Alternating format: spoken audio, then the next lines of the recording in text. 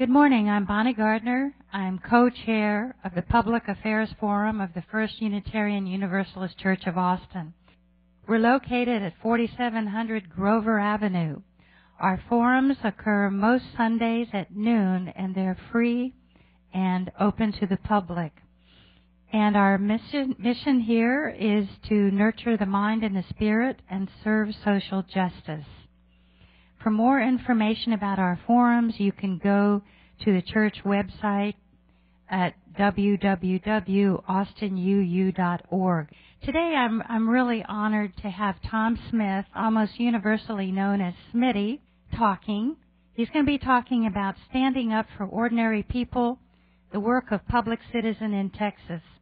He's Executive Director of Public Citizen Texas, and he's going to be discussing how his organization works on environmental enforcement policies, global warming, promoting renewable clean energy, and then product safety, nuclear safety, and also campaign ethics and finance reform. What could be more important to devote your life to? So his group is a watchdog over an advocate for improvement in state government agency operations, and Lord knows there's room for that in the state of Texas. He's really been involved lately also in safe disposal of nuclear and industrial waste and in stopping the use of coal for fuel.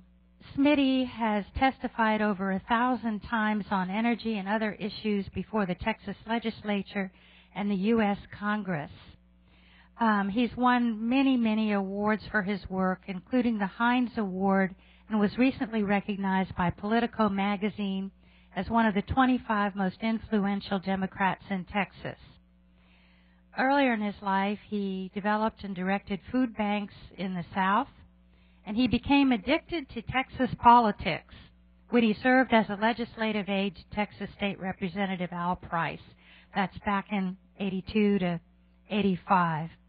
And I can just say, from having known Smitty for almost 30 years, that he is a true champion of the people, and he works doggedly and persistently and unrelentingly to serve social justice. Let's give him a big warm welcome. Well, thank you, Bonnie, and thanks for the warm welcome, and thanks for all that you've done. The reason I've known Bonnie so long is because we've traveled so many common paths over the years and worked together on projects so innumerable that I can't recall them all. I want to thank you all for inviting me. I was reflecting that this is probably somewhere the 10th and maybe the 12th time that I've visited with you over the 30-odd years I've done this, and I'm always pleased to come here.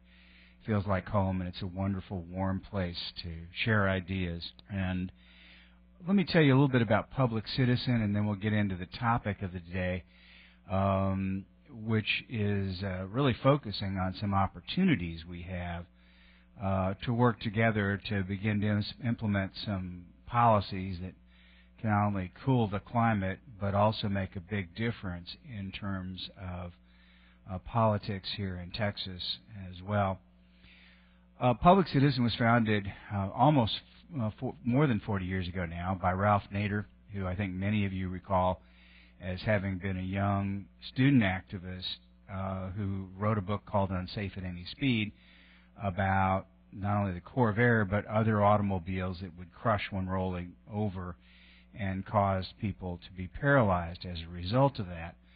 And that basic series of studies he did about automobile safety led to a precautionary principle that most of us have heard about for years but never realized resulted from that work, which is that the products we use ought to be safe not only when we use them but when we manufacture of them and dispose of them, and ought not poison us or harm us, and that the general rule of thumb is that they ought to be safe enough to only cause an injury or a death or a cancer 1 in a million times. And that's deeply rooted in our product safety laws, our chemical laws, our pesticide laws, etc. And it all sort of goes right back to that initial series of studies that said that while only 5% of our car accidents involved rollovers, 35% of our fatalities did, and this was the fact that a car might roll over was a predictable part of the sort of accidents, and we ought to engineer around it. And so that whole premise has become inherent to our product safety and is part of what Ralph Nader has done. Public Citizen picked up that mantle and has worked on automobile safety, product safety. Whole divisions of our people work on medical safety and medical devices. We file petitions for recall of drugs and devices more often than the Food and Drug Administration does. We have a whole division of people who practice before the Supreme Court. We are in front of the Supreme Court more often than anybody but the Solicitor General in the United States. And right now what we're doing is a lot of work related to Internet access. And so every time you do a Yelp critique of a company, Public Citizen has been involved in protecting your right to criticize Walmart or whomever, or a bad dentist or doctor. And a lot of the whole freedom of information stuff that we now take so much for granted and are seeing eroded in this administration and the last several resulted from lawsuits that Public Citizen has brought, getting the records of Presidents Nixon, Johnson, Bush, other Bush, or baby Bush, Clinton and others like that we all thought were our heroes were not easy about getting their presidential records out. The only person who gave them freely was Jimmy Carter, as you might expect. Anyway, we also do a lot of work trying to block the so-called free trade agreements because there's often enormous diminution of our rights that result from that. And you have these corporate tribunals that then decide what's an appropriate level of product safety and things of that nature. All of those are activities that we've been engaged in on the national level. And we've had this office in Texas for now 30 years. Was our anniversary last year. And we've had offices at various times in California, and Georgia, Florida, and none of them have stuck. And it's been partially because of the people in Austin that have been successful here and have managed to become a presence in Texas politics.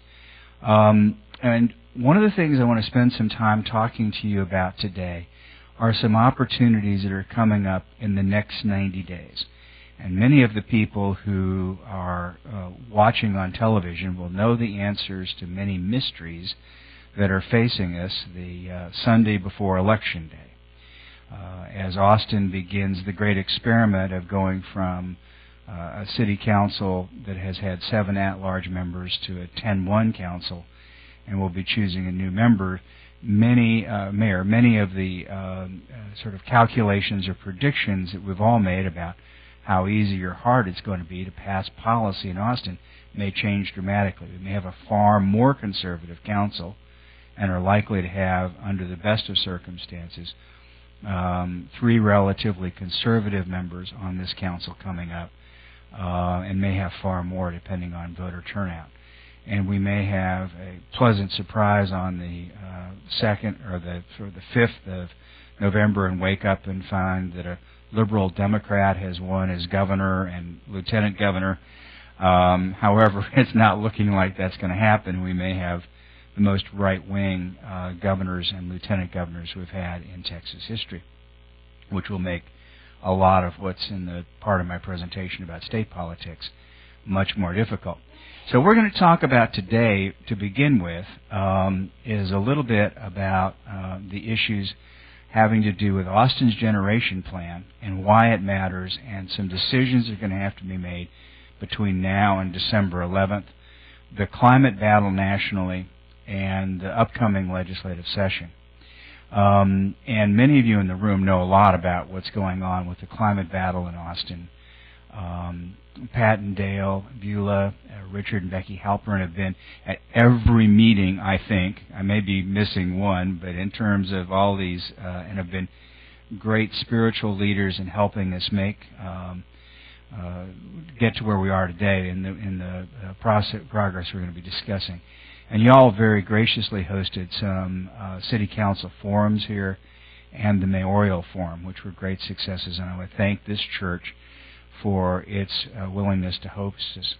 Now, there's a big debate nationally and here in Austin about what are we going to do about global warming and how is it going to affect us. And the good news is, if we're smart about it, Texas can be the big winner economically in our efforts to reduce the gases causing climate change. We can not only reduce the heat, but we can also reduce pollution, our health care, life insurance, water costs that are all going up dramatically as a result of climate change. And we can create hundreds of thousands of jobs. And we can export our excess renewables to other communities and states that are not as lucky as we are. But we have to get our policies right and think about this as an opportunity. And one of the wonderful things about living in Austin is that our leadership has thought this was a good idea and has done a lot of that and has really made a big difference in the last several years in terms of our efforts. And I think most of you know what's happening with carbon. Our carbon is like a blanket, and we have to have some of it to stay warm enough to live on this planet. But what's happening over time is that the amount of carbon has increased dramatically as most of us are now driving automobiles, refining gasoline to power them, and as we burn more and more coal for our industrial processes. And as a result, what you see over there in the lower right is a dramatic increase in temperature change. Now, has temperature increased in the past? You bet. Never as fast, never as much. And as a result of that, our climate systems have not had a chance to update. The kinds of changes we've seen over a period of 10,000 years are happening in 100 years, and species simply can't evolve rapidly enough to make that happen. Now, the climate that we had in 2011 sort of foretells what's going to happen toward the end of most of our lives in the 2040s and so forth. It's going to look a lot more hotter, drier, and significantly hotter on a number of days. The number of 100-degree days is likely to be over 50, as opposed to around 15 right now. The area out to the west of us, where we get most of our water, is going to be dramatically drier. LCRA, which is no radical organization, says we expect to have 35% less rainfall and to refill, less water in the Colorado River Basin because of evaporation and because of the changes in the rainfall pattern, making it really difficult to power our power plants and to provide enough water for us to drink. And they're not alone. Study after study after study basically says that between 2040 and 2050 we'll have a third less water available to us to meet our needs at a time when our population in this community is likely to double. So we're going to have to do a whole lot of different things to be able to meet our water needs, and generating power is probably not one of them. So what's going to happen to Texas as a whole? I think you've all heard this, but it's important to kind of keep in memory. Probably the biggest thing is going to be our health impacts. With weather comes significant increases in asthma attacks, heat stress, and mortality as a result of diseases we thought we'd eradicated a generation ago. Things like dengue fever. Our agriculture is going to be impacted. A woman who at University of Texas who has a delicious name of Camille Parmesan has done an analysis of what's happened to our climate and our fertility of our species as a result of climate change. It's hotter. As a result of it being hotter and being hotter earlier, our plants bloom about 2 to 3 weeks earlier than they have traditionally, and our falls and our harvests are coming about 3 weeks later. Our birds and bees migrate not based on our plants open and get to peak fertility based on temperature, but our birds and bees migrate based on light. And so as a result, the birds and bees are showing up after peak fertility, and already with relatively modest climate change, there's been a 5% decrease and the fertility of a number of species, and some significantly more than that. Our forest impacts, our pines in West Texas, our lost pines are probably going to be in Oklahoma as opposed to Bastrop, and the full forest is going to be moving north. Our water resources we've already talked about. Our coastal impacts, we're going to see significant sea level rise, particularly along the Texas coast. Many of our barrier islands will either be underwater completely, or you'll have a little tiny strip along the highways that run up and down Padre Island north and south, and most of our hotels and all will be underwater. And then most importantly, our species are going to be heavily threatened. Many of them will die off because they simply can't migrate, or if they're attempting to migrate, we have put shopping malls in the middle of their migratory path. And so a number of the climate specialists are saying we've really got to put out some migratory pathways wide enough for massive species migration to the north, and we have to be thinking about that. Good news in Austin is we are, and the bad news is the rest of Texas is not. We're already paying billions in terms of increased costs for climate change, and most friends in the industry say it's going to cost billions to put on all these pollution control devices. Well, we're already paying for it year in, year out. And the biggest ways we're paying for it are in terms of the impact of climate on drought, on crop loss, in terms of higher insurance costs. We'll be seeing significantly higher utility bills. Most of us are already paying more for our water utilities. We've had a cool year this year, but our water utility bills have gone up, and healthcare costs. And the little chart here has a lot of 12% numbers in terms of increased costs since 2011 as a result of it, for our insurance, our food, all those kinds of costs. $7.6 billion in agricultural losses in 2011 as a result of the drought, and that becomes normative. Our ability to ranch and farm in much of West Texas is just going to be gone. That's going to become much more of a desert than it is today. And the feed that we use, most of us would disagree we ought to be growing plants to feed, like corn, to be feeding animals, but all those things are going to be much more expensive as well. Now, the biggest culprit is electric generation. And when you look at Texas and you compare it to everything else, what you see is that Texas produces more electricity from the generation of more carbon from the generation of electricity than any other state. In fact, if you put the two next states, Ohio and Pennsylvania, together, they wouldn't even come up to the amount of pollution that Texas puts out. Now, Austin has always looked at our renewable resources in this community and said, if we harness our renewable resources, we can create economic wealth as a community. Almost all of us are familiar with the dam over there that makes Lake Austin and separates it from Lady Bird Lake, or Town Lake, as you may recall it. And this is the third of our dams that we have out there today. But beginning in the 1890s, people started talking about, let's build a dam to harness our renewable resources and create industry while doing that. And that's how Austin was marketed from the 1890s until the first dam blew, and then from the 20s up until the second dam blew, as a place that we had abundant, reliable, renewable resources that could help power your industries. And so we've got a long history at doing this. Now, we've been this leader, and we're in a position now where we're beginning to see that it's keeping our costs low. For the last 30 years, the Austin City Council has weighed its energy choices and made some very smart decisions, primarily due to the reaction to the price spikes that you may recall as a result of the nuclear power plant, and a decision that was being promoted by many to build a coal plant back in the mid-1980s.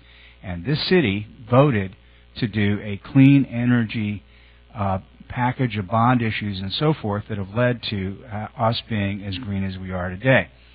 And it's been the citizen input, the activities of public citizens, like many in the room, like Dale and Pat, Richard and Becky, and dozens of others, who have gone down to City Council and say, we see a different future for the city of Austin than building things that burn stuff and make our air pollution worse, that have made Austin the leader it has been today.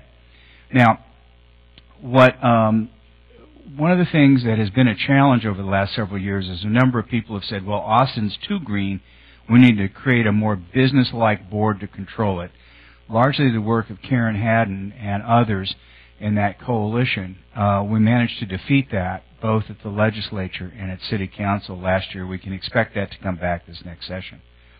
Now, one of the questions that's come up is we need more energy because we're growing so fast. And the electric utility said, we think the solution is to build a 600 megawatt gas plant, and that'll solve all of our problems. We'll do a little bit of renewables and so forth. Well, a number of people decided that was a really bad idea because of the air pollution problems and because of the impact of a gas plant on climate. And so we got together and said, well, let's take a look at what our options are. Let's create a generation planning task force. And the big themes were, how do we maintain affordability?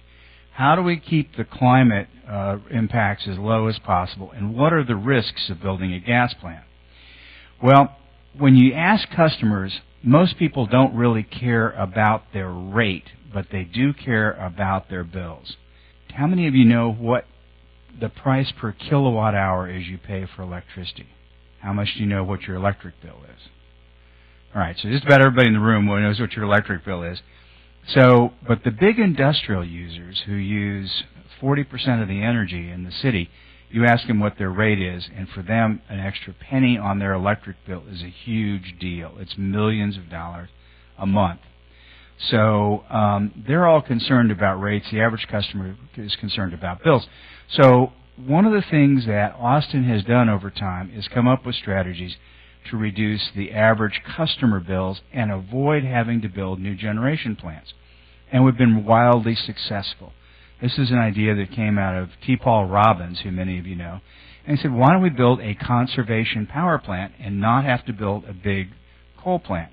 And that was back in '83, and you can see that had we not done so, the amount of energy or amount of power plants we would have had to build would have been significantly higher, about 1,000 megawatts larger than what we've done. And as a result of doing conservation, that cost about a third of what building a new power plant would have been. We've not only saved about 1,000 megawatts, but in addition have not emitted that pollution, and our bills have gone down to where they are lower than any of the other major public power utilities in the state. Now, our rates are higher, but for the average customer in Austin, the fact that our bills are lower makes them happier. In addition, the cost of renewable energy has dropped dramatically since Austin started buying wind or solar. When we first bought our first wind as a city, it cost about 12 cents a kilowatt hour. When you look over here at the chart, these are February costs. Wind now costs between 2.6 and 3.6 cents a kilowatt hour, depending on where you buy it. So we're now at 1/5 of what it was when we first started buying wind. We bought some solar at 15 cents a kilowatt hour 3 years ago. Today, it's now down to 4.8 cents a kilowatt hour. And when you look around the state, the nation as a whole, the costs have dropped 80% for solar in the last 5 years. And now solar is cheaper than building that new gas plant that Austin wants to at 6.1 cents a kilowatt hour, certainly coal plant, biomass, or a new nuclear plant. So we're now at a point where we thought we'd be in 2020 when renewable energy was cheaper than any of the other ways of generating electricity. And it's because Austin and several other cities have decided to take that risk and invest in this stuff long before other people did. This has had a big impact on our global warming emissions. But when you look at Austin, the problem we still solve is that our energy, our coal plants, our gas plants, still are more than half of our carbon emissions. And that's one of the things that our city council has said we want to dramatically reduce, is the amount of carbon reduction of emissions, and we want to be a net zero carbon city by 2050.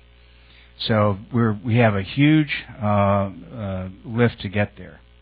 Now, one of the good things about what we've done with Austin Energy is we've created an enormous number of jobs as a result of having done this. Right now, Austin Energy is exporting almost $300 million a year out of the state to Wyoming to buy coal and to ship it down here.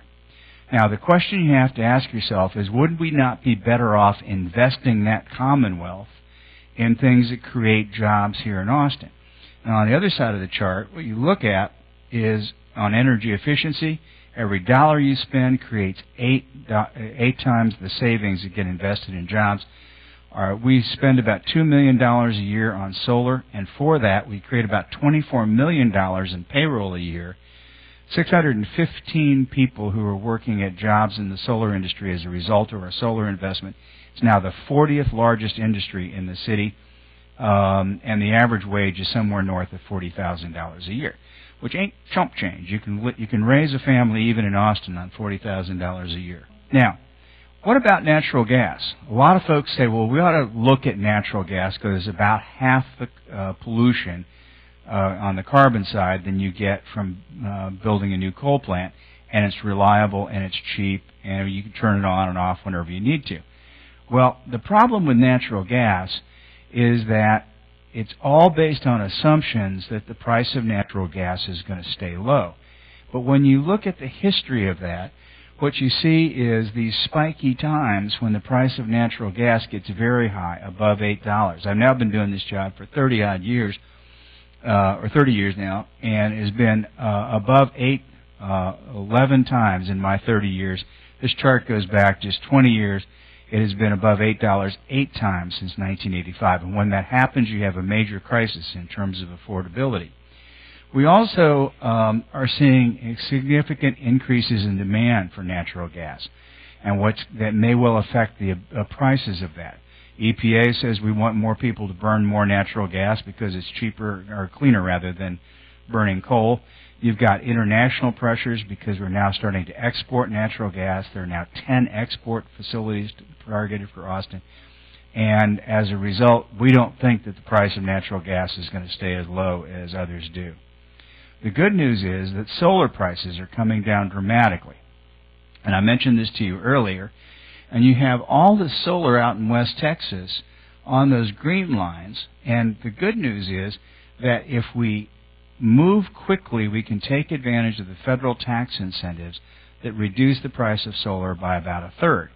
If we delay, those will expire in the end of 2016. So one of the things you'll hear about in a minute is Austin has made a resolution to try and buy a bunch of solar quickly.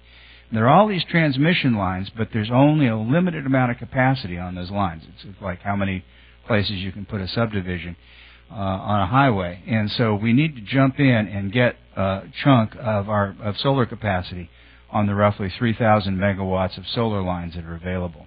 We're not alone in taking a look at this and saying, maybe building a new natural gas plant is not a good idea. Big financial banks and institutions are downgrading utilities that decide to build a new gas plant or a new coal plant. 8 of the biggest in the country, or in the world rather, have downgraded companies that have that. So as a result of that, the Austin Generation Planning Task Force put together a bunch of recommendations. And basically what they said is we want to reduce our carbon emissions in the city from our power plants to 0 by 2030, net zero. So you might end up having a plant that emits some running, but you're going to have offsets of some kind or another. We want to retire the oldest power plant in the system, the Decker power plant, which is out on Decker Lake on East Austin, which produces 600 megawatts of energy, and replace it with solar by the end of 2016. We want to increase the amount of energy efficiency and increase the amount of wind that's on the system as well. Well, this created a lot of controversy, as you can well imagine.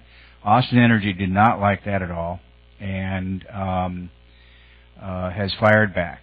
But Chris Riley, the city council person, said, we want to put together a resolution and pass it through this council while we still have this city council.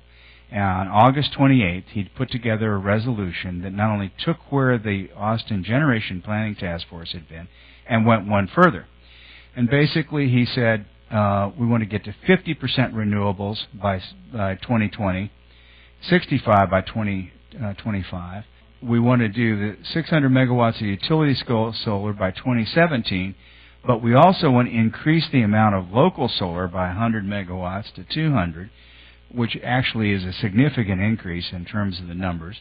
We'll allow third-party leasing and develop a plan for solar or for storage rather as well. All of these are significant improvements in the Generation Planning Task Force and puts it into law at this point. So if nothing else happens, we're going to make enormous changes in the way Austin Energy prepares for the future. Austin Energy came back and said, too fast, too much. It could cost us $1 billion. It could bankrupt the city. We don't think so, as the last chart showed. But what they said, interestingly, was they came halfway or maybe better on a number of these key elements. And so we're now at a point where Austin Energy's got a plan. We've got the Riley resolution, and we're going to have a big fat battle here in a few weeks. Austin Energy said, we still want to build a gas plant out there at the Decker, but we are wanting to build, we'll build 500 megawatts of solar. It won't be as quick as you would like, but we'll build it by 2030. We had 375 megawatts of wind, and we will retire the Fayette coal plant. And we're not going to expand at Sand Hill, and we're going to get to be carbon neutral by 2050. So what you can see is that as a result of coming up with big ideas and then getting this resolution passed by City Council, Austin Energy is making significant progress toward cleaning and greening up their utility.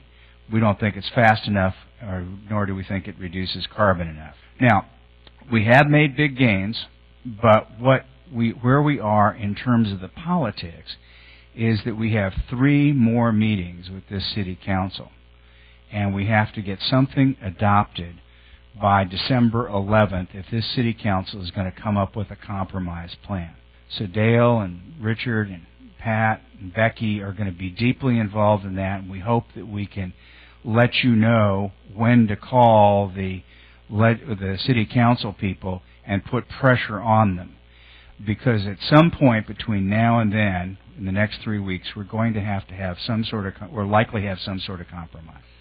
My 30 years experience says you never hold on to a win at major changes when major changes are out there, but we can probably make dramatic progress in reducing carbon or the proposed carbon emissions from this new power plant because of work we have done, and dramatically increase the amount of renewable energy on the system. I think we can hold that. The threat becomes if we do not, and depending on who is elected on Tuesday, if we get an all-green City Council, we're not going to do anything. We're just sitting fat. We'll be good.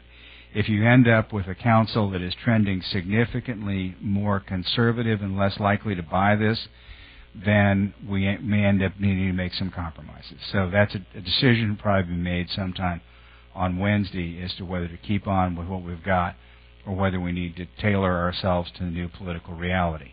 In any case, it's better to nail something down with this council than to risk a new council without having that's not had the opportunity to really look at this data as this council has. So that may be coming up in the near term. Now, what's going on at the Texas legislature? Well, I am not a betting man, but if I were, I'd say there's a 95% chance that the Texas legislature is going to become more right-wing than it is today. All the prognoses are that and we will have a new legislature, 2/3 of whom have been there or either sophomores or freshmen next session. Let me say that again. Most of the veterans took a look at what was coming and said, I'm out of here, y'all have fun without us. So we have more than 100 new members of the House of Representatives or sophomore members. And again, we are at about 20 out of 30 of the senators will have been there less than 2 terms. And so as a result, most of the things you could typically count on in the legislature to block bad stuff are not going to be there in the future. One of the issues they're going to have is what do we do about climate as a state? And with a very conservative legislature, that's going to be very difficult to promote anything in terms of progressive climate policy. What about fracking? And this has become a huge issue, particularly in San Antonio and Dallas, because of the impact of air quality, water use, earthquakes, etc. and there will be a fracking bill this session. The question of Austin energy governance. Do you turn this over and privatize it and make it a corporation? What about renewables? High-level nuclear waste is an idea that we're going to talk about in a minute here. We had that big explosion at West, and Governor Abbott has said, we don't think people have a right to know about the pollutants nor the explosives stored in their neighborhood, in contrary to federal law. Our drought, and then one of the big deals is ethics and dark money. It used to be you had an opportunity to know who was funding your campaigns. That era has evaporated, and we know that a number of the moderate Republicans are very concerned about that. Now, this is something you may not have realized is seriously coming your way. But Radioactive Rick, our governor, has sort of embraced the idea of storing high-level radioactive waste in Texas. And many of you know that when you have a nuclear power plant, it generates a bunch of different kinds of radioactive materials that have to be stored of or disposed of someplace.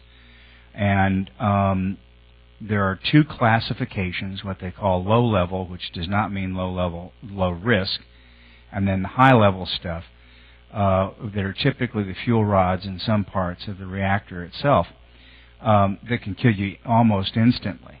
The other stuff will just give you cancer, and over a little bit of exposure, and it will cause you to have a long and more painful death than the opposite, the other stuff. But it is not less risky. So a couple of his political buddies have said, we'd like to consider putting radioactive waste out in deep West Texas and just storing it until we can figure out long-term disposal. And for many years, the plan had been to put it at Yucca Mountain. That turned out to be an unsuitable site. So the money people are saying, well, we need to find some place to put it so we can build more nuclear power plants. So they're talking about in Loving County, the least populated county in the United States of America, and or Andrews County, where there's already a nuclear waste site.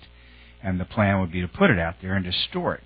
Now, the problem is, in order to get it out there, you got to put it on trucks or trains to ship it out there. And then if there's ever a final site designated to store this stuff for a long-term repository, then you have to move it again and bury it. So altogether, it would be 106,000 trips of trucks carrying radioactive waste through Texas to carry this stuff, and the chances are that one or several of them will have an accident over time. So one of the things that we are planning on doing is a resolution campaign. And we'll do something here in Austin where we ask the council and the county commissioners report to do a resolution saying don't bring that stuff through here. But we also are going to need to get to your friends and neighbors in Dallas, Fort Worth, Midland, Odessa, Lubbock, Sweetwater, all these places along the major highways that are here on this map. Almost every interstate in Texas, with the exception probably of 45, is going to be carrying radioactive waste right around the town, and if there is an accident, could potentially contaminate 44,000 acres of Texas and cost who knows how many billions of dollars. Now, what about the climate stuff, and what about the Texas legislature? This is a different pie chart. And what you see in that pie chart is that in Texas as a whole, about 30% of the carbon dioxide comes from power plants. 40% of that comes from just 10 old power plants. Industrial stuff includes all the fracking and all the petroleum refining. That's a third. Transportation, 29%. And our residential and commercial, just 5%.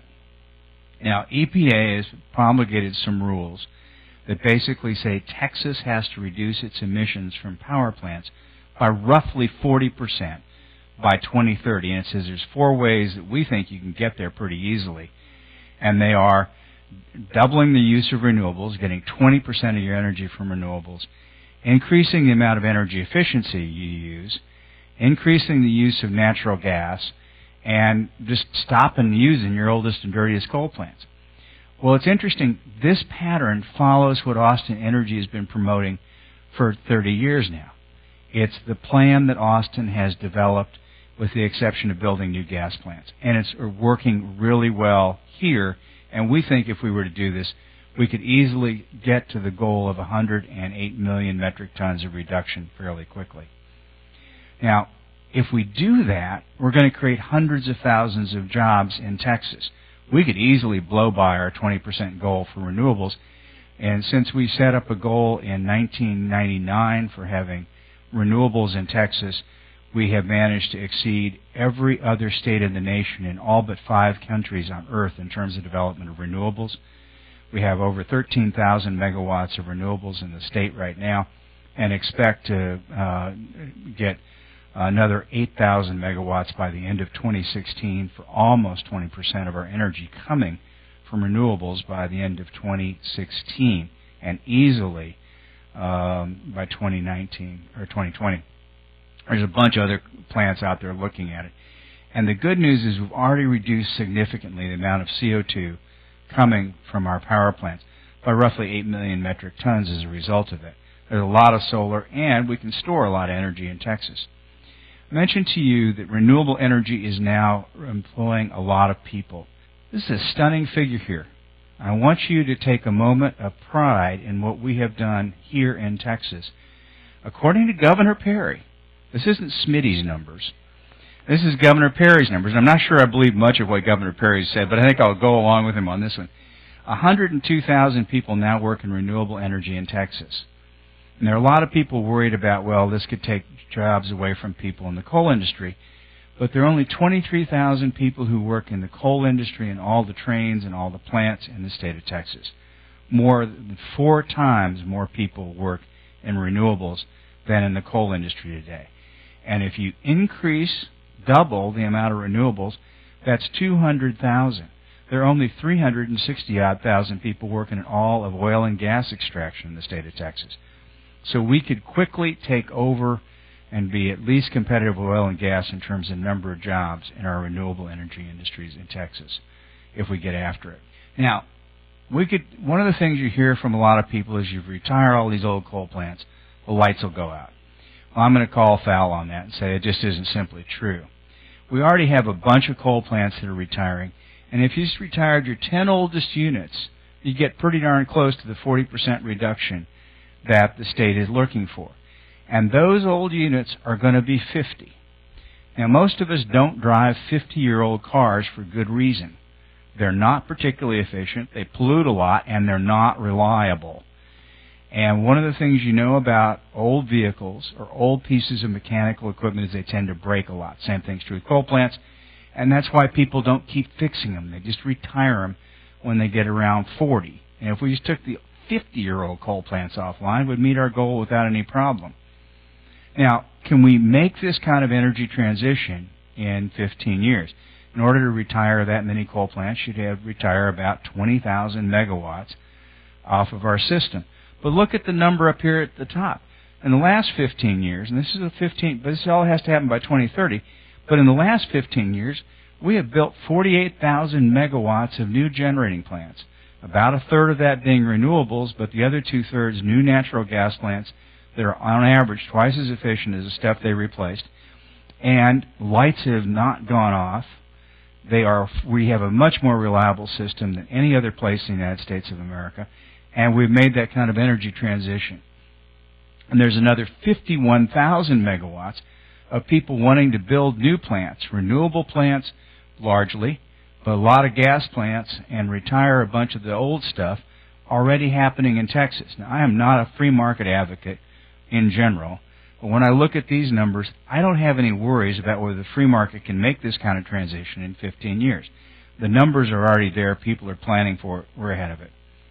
Now, one way you can help is by commenting on the rules that EPA has proposed to reduce climate change. And our friends in the utility industry say they want 1 million comments in from the people that they work with in the coal industry or the natural gas industry or whatever. We need to get 1 million comments in at least saying we want to do something about climate. Now, we will help get materials out to you all. We'll have our talking points done by the 15th of November. But basically, we think we should ask EPA to go further and faster than they already are. We don't think their rules are good enough. We don't think that we should be continuing to allow them to solve the climate problem by building new natural gas plants. That's the wrong solution based on the amount of methane these things produce as well as the amount of carbon and locking them in for 40 years. We think that places like Texas have got significant renewable resources ought to be able to sell credits for renewable resources to other places, and we've simply got to outweigh them in terms of numbers of comments. Otherwise, with this Congress coming in, we're going to be in real trouble. All right, we got one other slide. And again, we can begin, we can make a big difference. We can sell natural gas. I don't think this is a good idea, but from a business standpoint, this helps with the legislature. Increase the investments in renewable energy. We can reduce our water bills, and we can reduce our health care costs dramatically by taking aggressive action to reduce climate change. Thank you all very much, and if there are any questions, we'll be happy to answer them. We have a question first from Richard Halpin, and then from Martha. Thank you, Bonnie. Thank you, Smitty. Terrific. Great job, and thanks for all you've done for our state and our people. Thank you. People in this room and the friends want to know what they can do in the next week or so, given the incoming city council and the elections, some of which, of course, may be a runoff, but influencing the new people coming in to run our city. Tell us what we can all do to reach out to those folks in the current city council particularly and get some security and solidity on these new recommendations from you and the other members of the Generation Task Force. Thank you, Richard, for the setup question. Bottom line is, the key message to City Council is don't let them build that gas plant. Continue to lead the nation in development of renewable resources and energy efficiency, and don't build that gas plant because it'll just pollute us and the risks are too high. Yes, thank you. I've heard you before, and I know that you are against nuclear. But isn't there new technology now? And I understand all of this about the waste that you have to get rid of. But isn't there new technology that's coming along so that we could have safe nuclear in the future? The answer is no.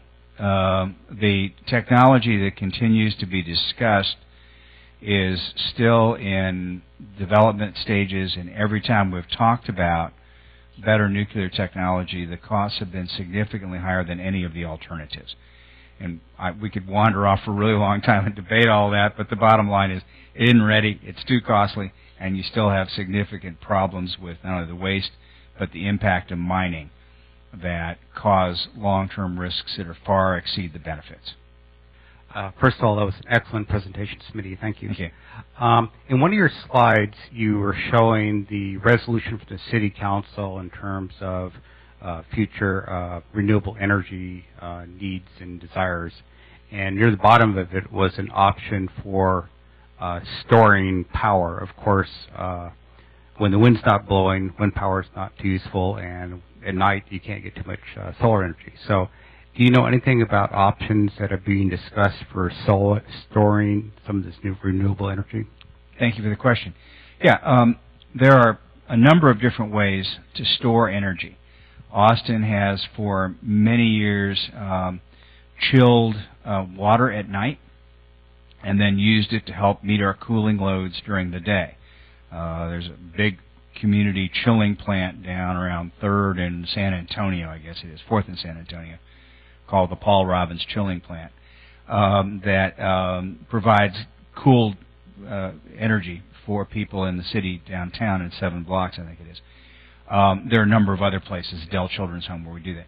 We can use batteries. The battery technology has now evolved to where when we used to have bricks in our cell phones for batteries, there are now these little tiny things that are 10 times more powerful and last, or 20 times more powerful, last 10 times as long.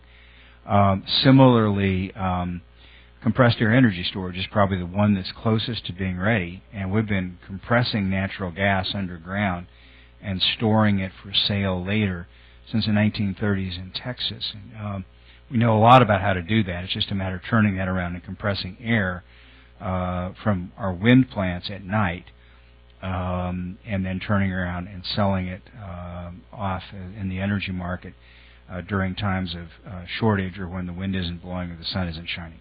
And you can do that and have a capacity for as much as 3 weeks in those underground storage capacities. Now, if you had a really dark day or really still wind, it may not last those 3 weeks, but you can meet the needs of the state without having to burn things. Pardon? Oh, so Karen's question was, yes, there are 2 compressed air energy storage projects that have been permitted and are just looking for investors, and we hope that Austin Energy will be one of them. There are also big battery projects that are about the size of a semi-trailer truck up in a place called No Trees, Texas. And if you've ever been to No Trees, you know why it's called that. And then there's also one down in Presidio. Do you see any compatible or similar initiatives around the country from other either states or cities to the one in Austin? Yes. As a matter of fact, we have been challenged by Madison, the city of Madison, Wisconsin, which is about 1/10 the size, and has now decided to match our 600 megawatt solar goal, and they're expecting to get 600 megawatts of solar as well. The city of San Antonio has a 400 megawatt solar goal. The folks at LCRA have just gone out for bids of up to 200 megawatts of solar. Our friends at Pedernales Electric Co-op are doing 106 megawatts. Georgetown has gone out for bids for between 50 and 150 megawatts of solar. So the cities around us, particularly the munis, are all taking a look at this and saying, this makes a lot of sense. Let's do the same things that Austin's doing because the costs are now so favorable. Michael Walsh. Hey, Michael. Yes, two-part question. First of all, why would we do a natural gas? I think your slide said 6.1 cents and solar is available at 4.8 cents. And then second part would be flying from Austin to the West Coast, coming back also saw like Swiss cheese of the retired fracking sites, and it just is incredible scarring on the landscape. And if you could comment on the rules on the federal level that govern what's going to happen with the permissibility of exporting fracked natural gas abroad and how awful the prospect of that is. Sure. One of the big debates right now is how safe and do we want to permit coal or natural gas export terminals. And then I'll get to the scarring in a minute here. There are a number of communities, Port Arthur, Beaumont, Corpus Christi, Houston in Texas, that have a number of those proposed. There are very few federal regulations to stop the permitting of those facilities. But there are a lot of communities around the country who have said these are just too explosive, and we really don't want to take the risk. And they have managed to hold them off. But places like industrial Houston, industrial Beaumont, Port Arthur haven't managed to create that kind of public outcry to prevent that from happening. Corpus Christi has a group that Karen and I worked with for many years down there that is mounting a defense against that. I don't know if they'll be successful. As Michael said, when you fly over Texas, you see just about every quarter mile a new natural gas or oil fracking facility that is both scarring but oftentimes polluting the surface of the earth and leaving behind large waste pits full of toxic materials, and is inundating the communities living downwind with air pollution that oftentimes is as high as all 6 of the refineries that in the Corpus Christi area put out.